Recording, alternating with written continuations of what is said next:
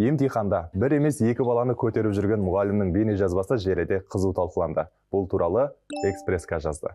Оқиға былай болған. Сынақ уақыты. Студенттердің тәртібін бақылайтын педагогтың шәкірті ана екен.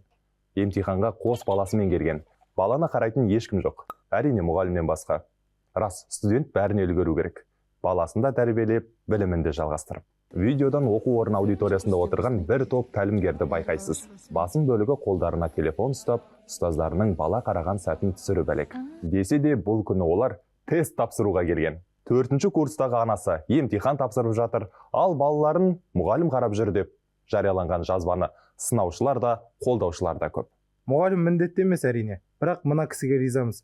Миларыңды ашытпай оқу біткенше қоя тұрмадыңдар ма? Мұғалімді жамандайтындар осыдан кейін тынышталатын шығар. Бұл да бір студенттік сәттің естен кетпес қызығы. Қалай болса да жас ана кейін осы бір сәтті қуана еске алатын